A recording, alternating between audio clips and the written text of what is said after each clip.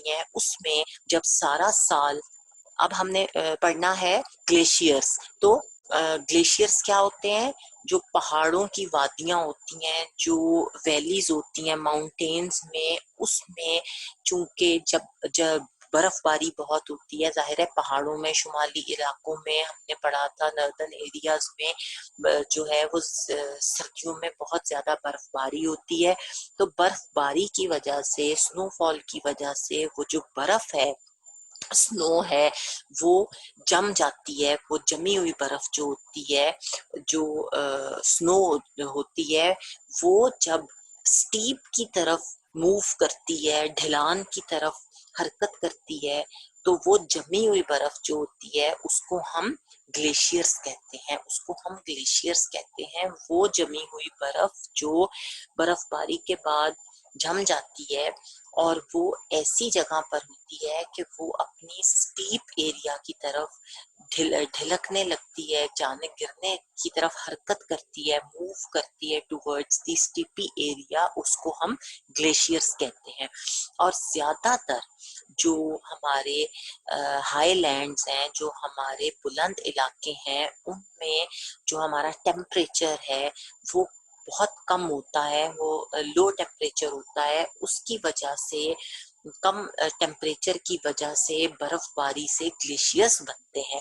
میں نے آپ کو کل بھی بتایا تھا کہ جہاں پر سردی ہوتی ہے وہاں ٹیمپریچر جو ہوتا ہے وہ کم ہوتا ہے، اور جہاں پر گرمی ہوتی ہے وہاں پر ٹیمپریچر زیادہ ہوتا ہے۔ تو جو ہمارے بلند علاقے ہیں جیسا ناران، کاغان، مری، ہنزا، پھر ادھر گلگت، ادھر سے سکردو، یہ سارے ایریاز جو ہیں یہ ہمارے ہائٹ پر ہیں بہت زیادہ، تو اس وجہ سے یہاں اپنے کم ٹیمپریچر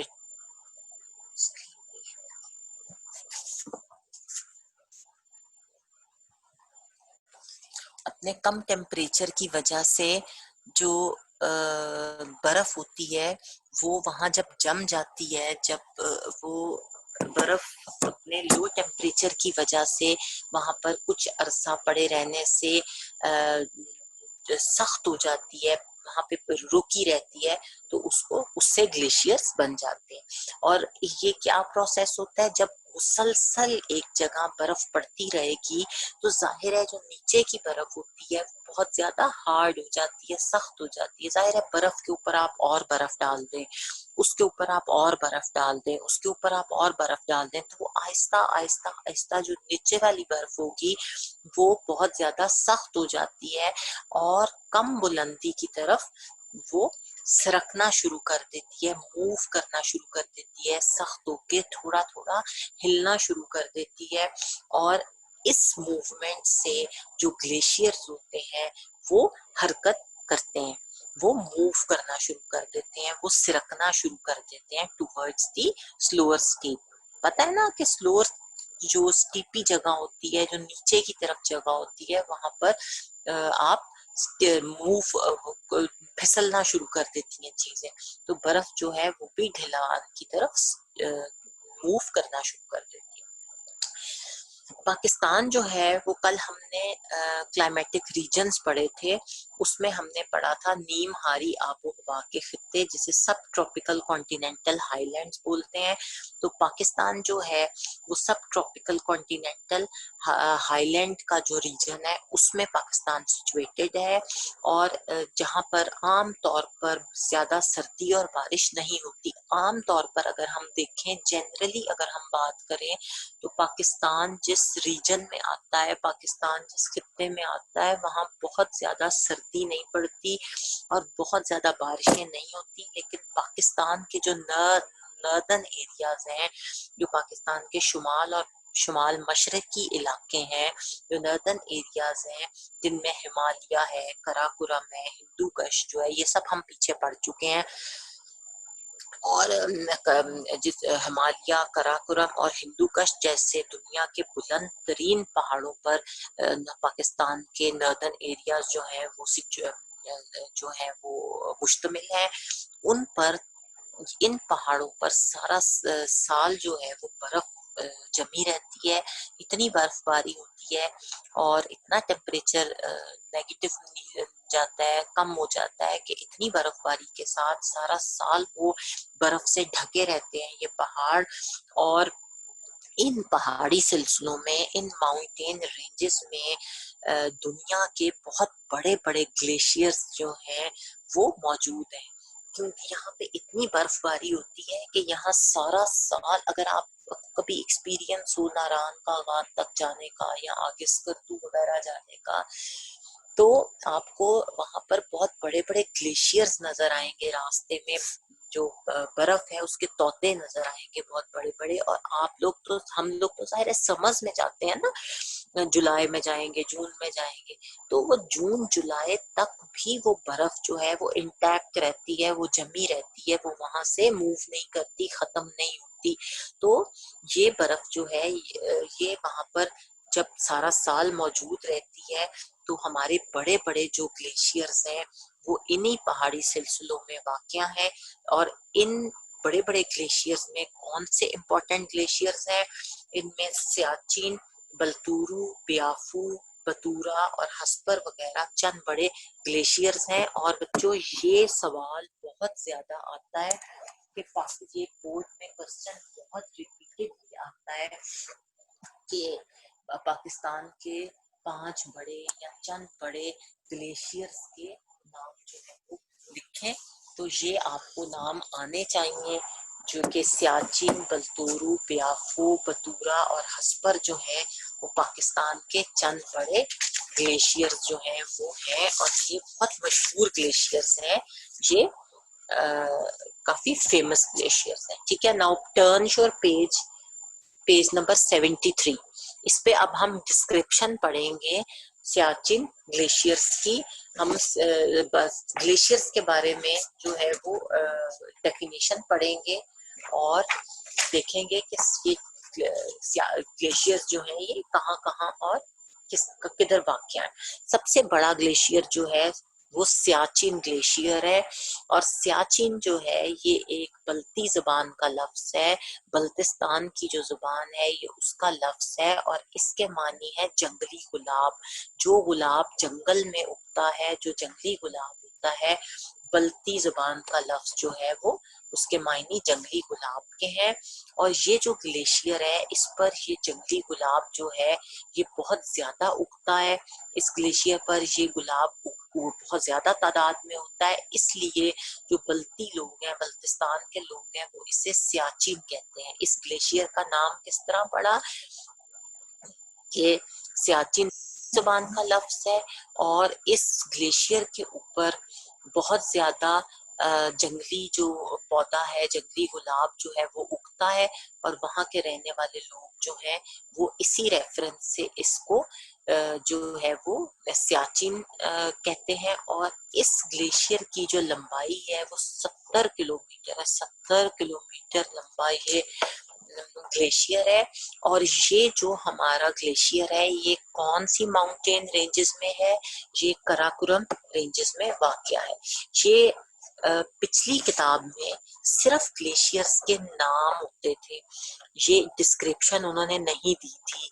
तो अब उन्होंने ये डिस्क्रिप्शन इंक्लूड की है इन योर सिलेबस। तो आपने सिर्फ नाम याद नहीं करने, बल्कि आपने इन ग्लेशियर्स की डिस्क्रिप्शन जो है उसको भी याद करना है कि ये कहाँ कहाँ वाक़या है और इनकी करेक्टरिस्टिक्स और इनकी जो इम्पोर्टेंट चीजें हैं वो क्या क्या है। ठीक है, पहला हमने पढ़ लिया सियाचिन ग्लेशियर। अब है बलतुरु ग्लेशियर। बलतुरु ग्लेशियर जो है ये बल्तिस्तान में सिचुएटेड है। इसकी लंबाई जो है ये 62 किलोमीटर है। ये सियाचिन से कम है, सियाचिन की 70 किलोमीटर है, इसकी बलतुरु जो है इसकी 62 किलोमीटर लंबाई है। और जो हमारा मशहूर जमाना जो है वो केटू पहाड़ जो है वो भी इसी ग्लेशियर में वाक़या है। जो हमारा जो केटू का पहाड़ है वो बलतुरु ग्लेशियर में वाक़या है।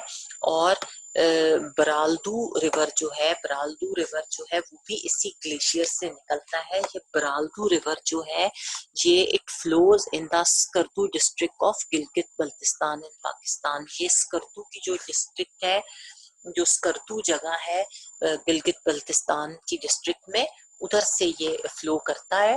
اور یہ جو ریور ہے یہ دریائے سندھ میں جا کر گرتا ہے اور اسکردو شہر سے اس گلیشیئر تک رسائی کی جا سکتی ہے. اور اگر آپ یہ گلیشیئر دیکھنا چاہتے ہیں، اگر آپ سوچتے ہیں کہ آپ کو یہ گلیشیئر وزٹ کرنا ہے، یہ گلیشیئر دیکھنا ہے، تو آپ کون سا راستہ اختیار کریں گے؟ آپ اسکردو شہر سے اس گلیشیئر تک پہنچ سکتے ہیں. اگر آپ اس گلیشیئر تک جانا چاہتے ہیں تو اسکردو جو شہر ہے اس کے تھرو آپ اس گلیشیئر تک جا سکتے ہیں. اس کے بعد تھرڈ ہے بتورا گلیشیئر. بتورا گلیشیئر جو ہے اس کی لمبائی جو ہے وہ 54 کلومیٹر ہے. یہ 54 کلومیٹر لمبا ہے. اب آپ دیکھیں کہ یہ آہستہ آہستہ ان کی لمبائی کم ہو رہی ہے. سیاچن 70 کلومیٹر لمبا ہے، بلتورو جو ہے وہ 62 کلومیٹر لمبا ہے، اور اب یہ بتورا گلیشیئر جو ہے یہ 54 کلومیٹر لمبا ہے. اور یہ گلیشیئر جو ہے یہ وادی گوجل گلگت بلتستان میں واقع ہے. ٹھیک ہے. اور یہ جو ہے گوجل ویلی جو ہے جو کہ گلگت بلتستان میں ہے، اس میں یہ گلیشیئر بتورو جو ہے یہ پایا جاتا ہے. اس کے بعد بیافو گلیشیئر ہے چوتھا. بیافو گلیشیئر جو ہے یہ بھی کراکرم کے پہاڑوں میں واقع ہے. جو ہماری کراکرم ماؤنٹین رینجز ہیں اس میں یہ گلیشیئر جو ہے یہ پایا جاتا ہے. اور اس کی لمبائی جو ہے وہ 63 کلومیٹر ہے، اور یہ ہسپر گلیشیئر سے ملتا ہے جو کہ وادی ہنزا میں واقع ہے. اور اس کی لمبائی 63 کلومیٹر ہے. اور یہ گلیشیئر جو ہے بیافو یہ جا کر ہسپر گلیشیئر سے ملتا ہے، اور ہسپر گلیشیئر جو ہے وہ ہنزا ویلی میں واقع ہے. اس کے بعد ہسپر گلیشیئر ہے. ہسپر گلیشیئر جو ہے وہ پاکستان کے شمالی علاقے بلتستان میں واقع ہے. یہ گلیشیئر 49 کلومیٹر لمبا ہے، اور دریائے ہسپر اسی گلیشیئر سے نکلتا ہے. اور جو ہمارا ہسپر ریور ہے وہ اسی گلیشیئر سے یعنی کہ ہسپر گلیشیئر سے نکلتا ہے اور فلو کرتا ہے. ٹھیک ہے. اب آپ یہ انفارمیشن دیکھیں اوپر. کیا آپ جانتے ہیں گلیشیئرز جو ہیں وہ پاکستان سمیت دنیا بھر میں تازہ پانی جو ہے اس کا ایک بہت بڑا ذریعہ ہے، کہ صرف پاکستان کے لیے ہی نہیں بلکہ دنیا بھر میں جتنا بھی فریش واٹر ہے، جتنا بھی تازہ پانی ہے، اس کا سب سے بڑا سورس جو ہے وہ یہ گلیشیئرز ہیں. کس طرح؟ یہ گلیشیئرز جب سمرز میں میلٹ کرتے ہیں، جب ان گلیشیئرز کو سمرز میں جب یہ پگھلنا شروع ہوتے ہیں، میلٹ کرتے ہیں، تو ان کا پانی جو ہے وہ دریاؤں میں اور ندی نالوں میں کلیکٹ ہوتا ہے. پہلے ندی نالوں میں جاتا ہے، پھر ریورز میں جاتا ہے، اور یہ پھر تازے پانی کا بہت بڑا سورس جو ہے وہ انسانی زندگی کے لیے بن جاتا ہے. اور انسانی زندگی جو ہے وہ بہت زیادہ ڈیپینڈنٹ ہوتی ہے اس پانی کے اوپر. ٹھیک ہے. اب ہے جی گلیشیئرز کی اہمیت. گلیشیئرز جو ہیں پاکستان کے یا کسی بھی دنیا کے ملک کے، ان کی اہمیت کیا ہوتی ہے، ان کے وہ کیوں ضروری ہوتے ہیں، اور خاص طور پر جو پاکستان میں گلیشیئرز ہیں ان کی کیا اہمیت ہے، وہ کیوں ہمارے لیے ضروری ہے. پاکستان میں کراکرم کا پہاڑی سلسلہ دنیا کے سب سے زیادہ گلیشیئرز والے علاقوں میں سے ہے. اب وہ ہم آپ کو یہ بتا رہے ہیں کہ جو پاکستان کا جو کراکرم ماؤنٹین رینجز ہیں، کراکرم کا پہاڑی سلسلہ ہے، اس میں دنیا کے سب سے زیادہ گلیشیئرز والے جو علاقے ہیں وہ پائے جاتے ہیں. مینز کہ دنیا میں، پوری دنیا میں جن علاقوں میں گلیشیئرز بہت زیادہ تعداد میں پائے جاتے ہیں وہ پاکستان کا کراکرم ماؤنٹینیس ریجن ہے. اور پاکستان میں پائے جانے والے یہ گلیشیئرز جو ہیں ان کا تازہ پانی جو ہے وہ چشموں اور نالوں کی صورت میں دریاؤں میں گرتا ہے. میں نے آپ کو پہلے بتایا ہے کہ جب یہ جب یہ دریا جو ہیں، جب یہ گلیشیئرز جو ہیں، یہ برف کے تودے جو ہیں، برف جمی ہوئی برف جو ہے جب یہ میلٹ کرتی ہے، جب یہ پگھلتی ہے تو یہ ندی نالوں میں جا کے گرتی ہے اور پھر ان ندی نالوں سے بہتی ہوئی یہ دریاؤں میں چلی جاتی ہے۔ اور پاکستان میں بہنے والے دریا جو ہیں انہی گلیشیئرز کی مرہون ملت ہیں۔ اور جو پاکستان میں اتنے سارے ریورس ہیں، ہم اگر یہ کہیں کہ وہ ریورس جو ہیں وہ انہی ندی نالوں کی وجہ سے جو ہیں وہ وجود میں آئے ہیں، انہی ندی نالوں کی مرہون منت ہیں، انہی ندی نالوں کے بدولت یہ ریورس جو ہیں وہ قائم و دائم ہے، تو یہ بات غلط نہیں ہوگی۔ اور اس کے علاوہ گلیشیئرز جب ٹوٹنے پھوٹنے لگتے ہیں، گلیشیئرز جب ٹوٹتے ہیں، ان میں جب ٹوٹ پھوٹ ہوتی ہے تو ان سے پہاڑی سلسلوں میں کئی تازہ پانی کی جھیلیں بھی وجود میں آ جاتی ہیں، کئی فریش واٹر کی جو سپرنگز ہیں، جھیل ہیں، وہ بھی جو جھیلیں ہیں، لیکس، سوری سپرنگز نہیں، لیکس، جو لیکس ہیں تازے پانی کی، وہ بھی ان پہاڑی سلسلوں میں۔ آپ جاتے ہو نتھیا گلی، نتھیا گلی کے راستے میں تو نہیں، ناران کغان کے راستے میں بہت ساری آپ کو جھیلیں ملیں گی فریش واٹر کی، تو وہ جھیلیں جو ہوتی ہیں وہ بھی انہی گلیشیئرز کی وجہ سے فارم اپ ہوتی ہیں، اور ہم ان کو انجوائے کرتے ہیں، ٹھیک ہے۔ اور یہ جو جھیلیں ہوتی ہیں تازے پانی کی، یہ وہاں کے جو مقامی لوگ ہوتے ہیں ان کی جو عام طور پر پانی کی ضروریات ہیں، جو ان کی واٹر نیسیسٹیز ہیں، وہ ضروریات جو وہ جن سے جو ان کی روزمرہ کی نیڈز ہیں پانی کی، وہ بھی یہ جھیلیں جو ہیں وہ پوری کرتی ہیں۔ اور ان جھیلوں میں کون سی جھیلیں جو ہیں وہ بہت مشہور ہیں، سیف الملوک آپ نے دیکھی ہوگی ناران میں، اور شندھور، اور جو ہے وہ ست پارہ جو جھیل ہے وہ بہت زیادہ اہمیت کی حامل ہے، اور خاص طور پہ یہ سیف الملوک تو بہت زیادہ مشہور ہے اور آپ نے دیکھی بھی ہوگی۔ شندھور کی جھیل بھی مشہور ہے، اور پارا جو ہے وہ ست پارہ جو ہے وہ بھی بہت امپورٹنٹ جو ہے وہ جھیل جو ہے وہ کنسیڈر کی جاتی ہے۔ اور یہ جھیلیں جو ہیں ان کو دیکھنے کے لیے ہمارے بہت سارے ٹورسٹ جو ہیں وہ آتے ہیں، اور بہت زیادہ پاکستان کو ان خوبصورت جھیلوں اور ان گلیشیئرز کو دیکھنے کے لیے لوگ دور دور سے آتے ہیں، اور پاکستان کو بہت زیادہ ریونیو جو ہے وہ جنریٹ ہوتا ہے تھرو ٹورزم، اور ان چیزوں کو دیکھنے کے لیے ہی ٹورسٹ آتے ہیں۔ اور ان جھیلوں کی جو موجودگی ہے، ظاہر ہے ان کے ہونے کی وجہ سے یہ علاقے جو ہیں ان کی جو بیوٹی ہے، ان کی جو خوبصورتی ہے، اس میں بہت زیادہ اضافہ ہو گیا ہے۔ یہ جگہ ویسے ہی بہت خوبصورت ہے، لیکن ان جھیلوں کی وجہ سے یہ جگہیں جو ہیں ان کی خوبصورتی جو ہے اس میں اور زیادہ اضافہ ہو گیا ہے۔ اور میں نے ابھی آپ کو بتایا ہے کہ یہ علاقے جو ہیں پاکستان کا آدھے سے زیادہ جو ٹورزم کا ریونیو ہے وہ انہی علاقوں کی وجہ سے آتا ہے۔ چاہے دنیا بہت زیادہ خوبصورت ہے، لیکن یہ جو نیچرل بیوٹی ہمارے پاس ہے، یہ جو نیچرل نظارے اور نیچرل سینز ہمارے ہیں، اور یہ نیچرل جھیلیں جو ہماری ہیں، ان کو دیکھنے کے لیے لوگ بہت دور دور سے آتے ہیں۔ اور ہمارا جو یہ علاقہ ہے اس کی جو ٹورزم ہے اس کے لیے یہ بہت مشہور ہیں، جھیلیں، پہاڑ اور گلیشیئرز۔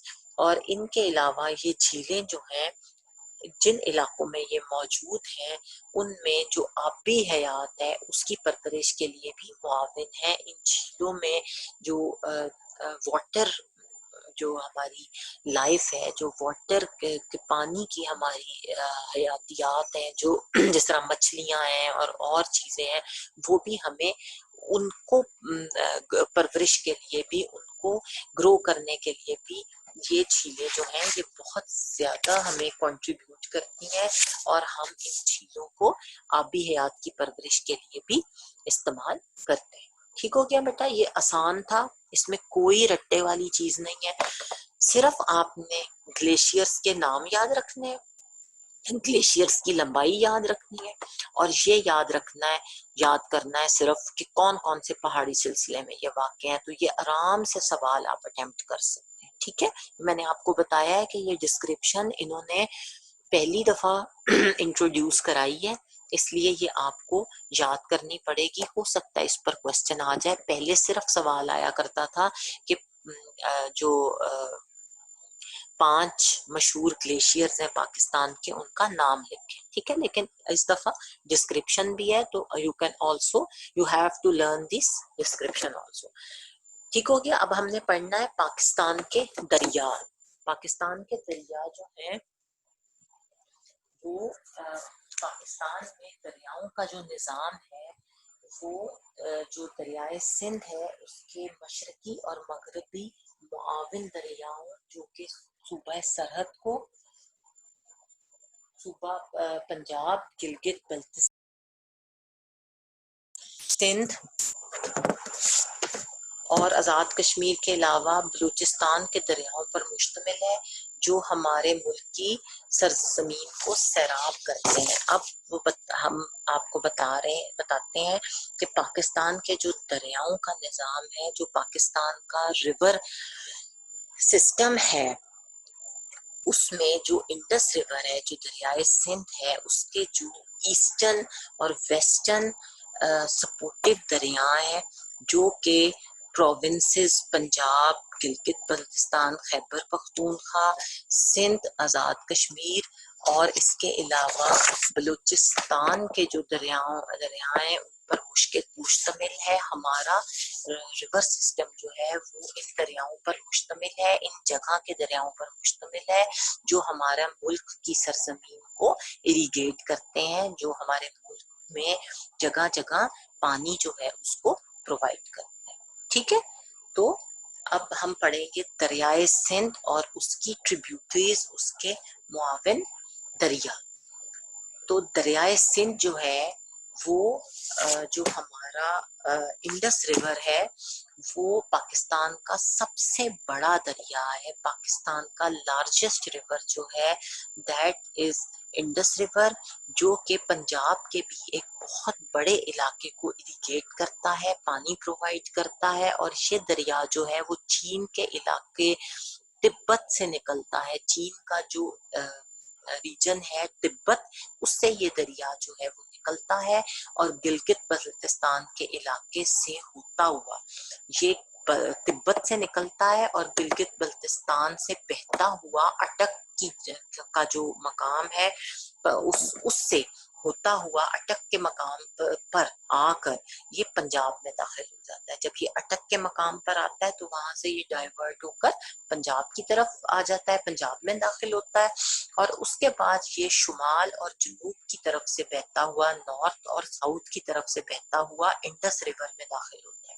ٹھیک ہے، پھر یہ انڈس ریور کی طرف چلا جاتا ہے اور مٹھن کوٹ جو ہے اس کے مقام پر یہ پنجاب کے باقی دریا جو ہیں اور دریائے سندھ سے مل جاتے ہیں. ٹھیک ہے، جب یہ مٹھن کوٹ کے مقام پر پنجاب کے باقی تمام دریا جو ہیں، مٹھن کوٹ ایک ایسی جگہ ہے، ایک ایسا پوائنٹ ہے جہاں پر پنجاب کے تمام دریا جو ہیں باقی کے وہ بھی دریائے سندھ سے مل جاتے ہیں. ٹھیک ہے، پاکستان کے تمام دریا جو ہیں وہ کس جگہ پر، کس مقام پر آ کر دریائے سندھ سے ملتے ہیں، یہ آپ نے یاد رکھنا ہے کہ مٹھن کوٹ وہ پوائنٹ ہے، وہ مقام ہے جس پر آ کر پنجاب کے تمام دریا جو ہیں وہ دریائے سندھ سے مل جاتے ہیں. اور یہاں سے دریائے سندھ جو ہے، انڈس ریور جو ہے وہ ساؤتھ کی طرف، جنوب کی طرف بہتا ہے اور صوبہ سندھ سے گزر کر یہ بحیرہ عربین سی جسے کہتے ہیں اس میں جا کر یہ مل جاتا ہے، گر جاتا ہے، ختم ہو جاتا ہے. ٹھیک ہے، اور دریائے سندھ کے بہت سے معاون دریا ہیں، بہت سی ٹریبیوٹریز ہیں جو اسے دائیں اور بائیں طرف سے، رائٹ اور لیفٹ کی طرف سے آ کر ملتے ہیں. جو انڈس ریور ہے اس کی بہت ساری ٹریبیوٹریز ہیں، بہت سارے معاون دریا ہیں، سپورٹو ریورز ہیں جو رائٹ اور لیفٹ کی طرف سے آ کر اس میں ملتے ہیں، اور جو بائیں طرف سے ملنے والے دریا جو ہیں، کیونکہ وہ جو لیفٹ سے دریا آ کر ملتے ہیں اس کے اندر، وہ زیادہ تر مشرق کی طرف سے آتے ہیں. جو ایسٹ کی طرف سے دریا آتے ہیں وہ لیفٹ سائڈ پر انڈس ریور میں آ کر ملتے ہیں، اس لیے انہیں مشرقی معاون دریا بھی کہتے ہیں. اس لیے ہم ان کو ایسٹرن ٹریبیوٹریز بھی کہتے ہیں، ایسٹرن ٹریبیوٹریز بھی کہتے ہیں. پھر ہے جی دریائے سندھ کے مشرقی معاون دریا. ٹھیک ہے، یہ جو ابھی ہم نے آپ کو بتا دیا ہے کہ لیفٹ کی طرف سے ملنے والے دریا جو کہ مشرق کی طرف سے آتے ہیں، انہیں اس لیے مشرقی معاون دریا یعنی ایسٹرن ٹریبیوٹریز بولتے ہیں. اب ہم دیکھیں گے کہ ایسٹرن ٹریبیوٹریز جو ہیں وہ کیا ہیں. ٹھیک، اب اس سے پہلے آپ دیکھیں یہ انفو ہے، کیا آپ جانتے ہیں یہ لیفٹ سائڈ پر کہ 1960 میں سندھ طاس معاہدے کے تحت 1960 میں پاکستان اور ہندوستان کے درمیان ایک ایگریمنٹ ہوا جسے سندھ طاس معاہدہ کہتے ہیں. اس کے تحت اس کے انڈر جو 3 دریا تھے سندھ، چناب اور جیلم، وہ پاکستان کے حصے میں آئے، جبکہ دریائے راوی، ستلج اور بیاس جو ہے وہ بھارت کے حصے میں آئے.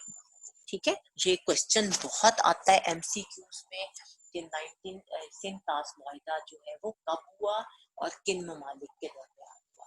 تو سندھ طاس معاہدہ جو ہے، انڈس واٹر ٹریٹی جو ہے، انڈس واٹر ٹریٹی جو ہے وہ پاکستان اور انڈیا کے درمیان ہوا، اور according to this agreement river Sindh, Chenab اور جیلم پاکستان کے پاس آ گئے، اور راوی، ستلج اور بیاس بھارت کے پاس چلے گئے. اب ہم دیکھتے ہیں دریائے سندھ کے مشرقی معاون دریا. اس میں سب سے پہلا ہے ایسٹرن ٹریبیوٹریز میں دریائے راوی، جو ہمارا پنجاب کا دریائے راوی ہے. دریائے راوی جو ہے وہ کشمیر کے پہاڑوں سے نکلتا ہے، کشمیر کی طرف سے آتا ہے، اور یہ دریا بھارت کے علاقوں سے گزرتا ہوا بہتا ہوا لاہور کے قریب پنجاب میں داخل ہوتا ہے، اور پنجاب کا دارالحکومت لاہور جو ہے وہ دریائے راوی کے کنارے آباد ہے. یہ آسان سی ڈسکرپشن ہے، یہ آپ نے بہت دفعہ سنی ہوگی کہ دریائے راوی جو ہے وہ پنجاب کے کنارے بہتا ہے، اور جب ہم جی ٹی روڈ پہ یا موٹر وے سے لاہور چھوڑ رہے ہوتے ہیں کہیں اور اسلام آباد وغیرہ جاتے ہیں تو ہمیں راستے میں یہ شروع میں ہی ملتا ہے. اب آپ کو پتہ لگ گیا کہ دریائے راوی کشمیر کے پہاڑوں سے آتا ہے، اور بھارت کے جو علاقے ہیں ان سے ہوتا ہوا بہتا ہوا یہ دریائے پنجاب میں داخل ہوتا ہے، اور پنجاب کا دارالحکومت جو ہے لاہور، یہ دریائے راوی کے کنارے. اب ہے دریائے ستلج. دریائے ستلج جو ہے وہ جو ہمالیہ رینج ہے، کوہ ہمالیہ جو ہے، ہمالیہ کے جو پہاڑ ہیں ان سے نکلتا ہے، اور بھارتی علاقوں سے بہتا ہوا، یہ بھی بھارتی علاقوں کی طرف سے بہتا ہوا سلیمانکی کے نزدیک صوبہ پنجاب میں داخل ہوتا ہے. اور نیکسٹ پیج، اور پنجاب کے جو مشرقی علاقے ہیں ان میں بہتا ہوا پنجاب کے باقی دریاؤں سے آ کر ملتا ہے. ٹھیک ہے جی، جو دریائے ستلج ہے، یہ دریائے ستلج جو ہے یہ کوہ ہمالیہ سے نکلتا ہے، اور بھارتی علاقوں سے بہتا ہوا جو ہے وہ سلیمانکی کے نزدیک صوبہ پنجاب میں داخل ہوتا ہے، اور پنجاب کے جو مشرقی علاقے ہیں، ایسٹرن ایریاز ہیں، ان میں بہتا ہوا پنجاب کے باقی دریاؤں سے وہ جا کر مل جاتا ہے. ٹھیک ہو گیا، سمجھ آ گیا. اس کے بعد تیسرا ہے ایسٹرن ٹریبیوٹریز میں جو تیسری ٹریبیوٹری ہے وہ دریائے چناب ہے. ریور چناب جو ہے وہ تھرڈ ٹریبیوٹری ہے جو دریائے چناب ہے وہ کوہ ہمالیہ سے نکل کر مرالا کے نزدیک صوبہ پنجاب میں داخل ہوتا ہے۔ دریائے چناب جو ہے وہ کوہ ہمالیہ رینج جو ہے اس سے نکل کر مرالا کا جو پوائنٹ ہے، مرالا کا جو علاقہ ہے اس کے قریب سے صوبہ پنجاب میں داخل ہوتا ہے، اور تریمو کے نزدیک، تریمو جو ہیڈ ورکس ہیں اس کے قریب یہ دریائے جہلم اور دریائے چناب جو ہے وہ آپس میں ملتے ہیں۔ ٹھیک ہو گیا؟ یہ ڈسکرپشنز بھی آپ لوگ ذرا اچھی طرح پڑھ لیجئے گا، یا آپ ان کو آرام سے لکھ سکتے ہیں، صرف ان میں نام ہی یاد رکھنے ہیں۔ اس کے بعد ہے ریور جہلم، دریائے جہلم۔ ٹھیک ہے، دریائے جہلم جو ہے یہ کشمیر کی وادی سے نکلتا ہے اور بہتا ہوا منگلا کے نزدیک صوبہ پنجاب میں داخل ہو جاتا ہے۔ اور یہ جو دریائے جہلم ہے یہ بھی کشمیر ویلی جو ہے اس سے نکلتا ہے، کشمیر ویلی سے یہ نکلتا ہے، اور یہ بہتا ہوا منگلا کا جو پوائنٹ ہے، منگلا ہیڈ ورکس جو ہے، منگلا کا جو یہ پوائنٹ ہے اس کے قریب یہ صوبہ پنجاب میں داخل ہوتا ہے۔ پنجاب کا جو پروونس ہے اس میں داخل ہونے سے پہلے یہ منگلا کے نزدیک جو ہے یہ پھر پنجاب میں، وہاں سے یہ اس پوائنٹ سے پنجاب میں داخل ہوتا ہے۔ اب ہم لیفٹ سائڈ پر ان اہم معلومات ہیں جو امپورٹنٹ جو ہیں وہ میسیجز ہیں، امپورٹنٹ جو معلومات ہیں وہ کیا ہیں کہ جو یہ آپ انفو میں دیکھ لیں سائٹ پر، دو دریاؤں کے درمیانی علاقے کو دو آبا کہتے ہیں۔ دو آب کس کو بولتے ہیں؟ وہ زمین، وہ ایریا جو دو دریاؤں کے درمیان ہوتا ہے، وہ علاقہ، وہ ریجن جو ہے جو دو دریاؤں کے درمیان میں واقع ہے، in between the two rivers جو علاقے ہوتے ہیں ان کو دو آب بولتے ہیں۔ یہ کوشچن اکثر آ جاتا ہے کہ دو آب کیا ہوتا ہے، تو all of you must know کہ دو آب جو ہے وہ سرزمین ہے، وہ علاقہ ہے جو دو دریاؤں کے درمیان ہوتا ہے۔ اور پاکستان میں بہت سارے دوآبے ہیں، پاکستان میں بہت سارے ایسے علاقے ہیں جو دو دریاؤں کے درمیان میں واقع ہیں، اور ان میں باری دوآب کے علاقے کے ایک طرف دریائے راوی بہتا ہے اور دوسری طرف دریائے ستلج ہے۔ اور ایک بہت امپورٹنٹ دوآب جو ہے